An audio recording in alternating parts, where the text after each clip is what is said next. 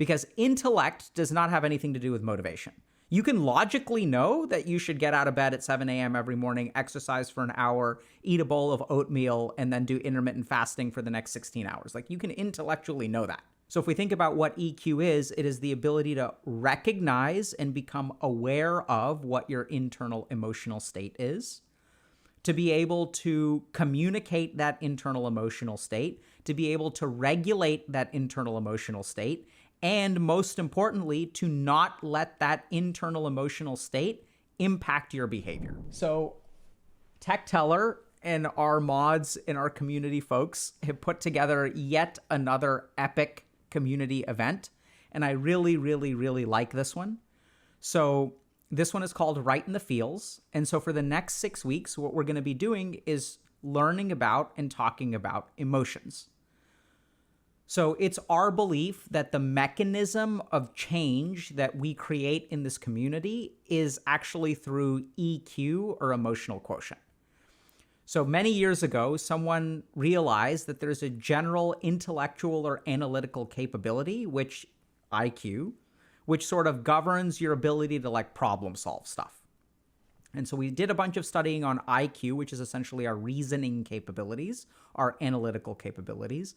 And what we discovered was that, there's this thing called IQ, and that it determines how successful or unsuccessful you are in some ways.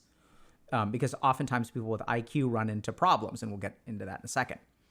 So many, many, many years later, we sort of discovered, hey, there's like a whole portion of the brain that is not related to IQ, which influences things like motivation and behavior. Because intellect does not have anything to do with motivation. You can logically know that you should get out of bed at 7 a.m. every morning, exercise for an hour, eat a bowl of oatmeal, and then do intermittent fasting for the next 16 hours. Like, you can intellectually know that. And so what we sort of discovered over the last 30 years is that intellect is insufficient at making people successful. And we see those people oftentimes in our community. These are people who are very, very smart, but like can't live up to their potential. And so as researchers were kind of looking into this, what they discovered is what we now call EQ.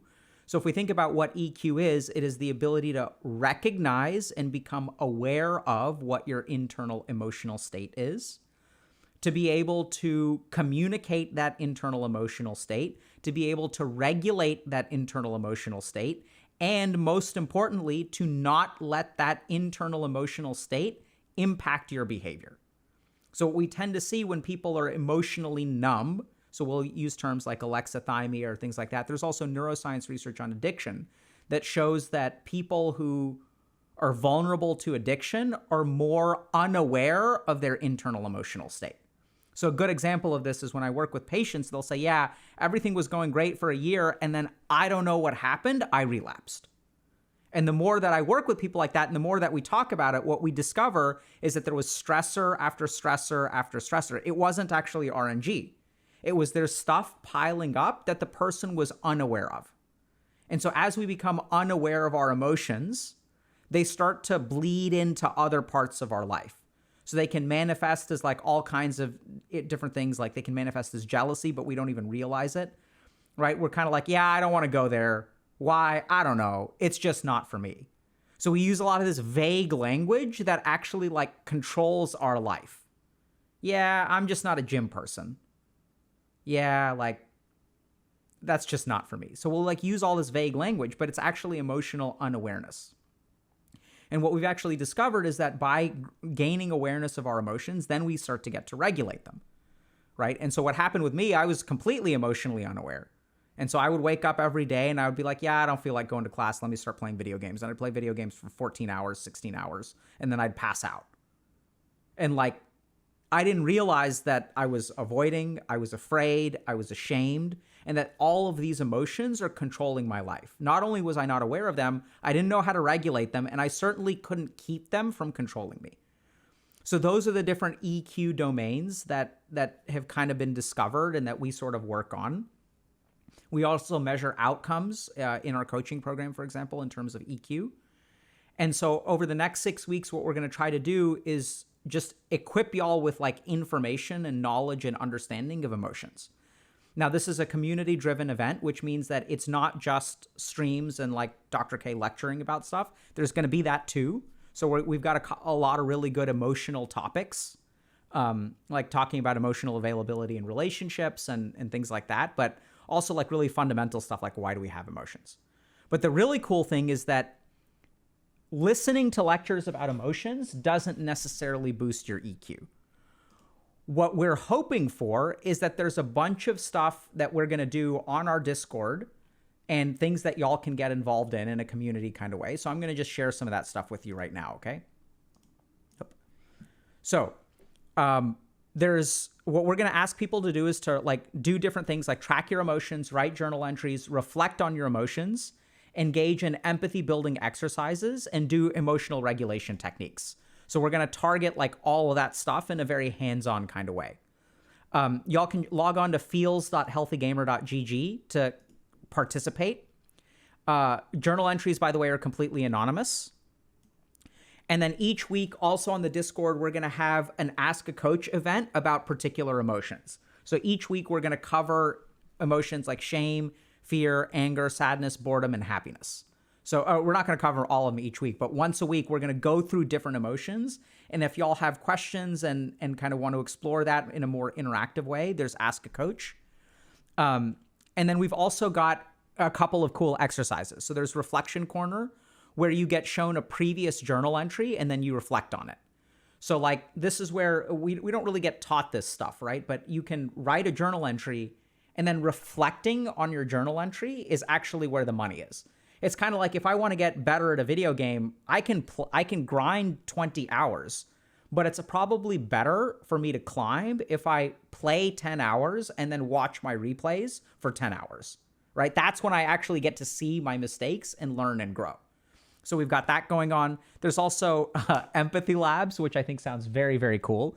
So that's where we're going to anonymously show a journal entry, and then we're going to try to level up our empathy. So as we read a passage, what do you imagine that person is feeling, right? So this is where we like literally, like if you think about how do you train empathy? Well, let's take a look at a passage and see if we can figure out what that person might be feeling.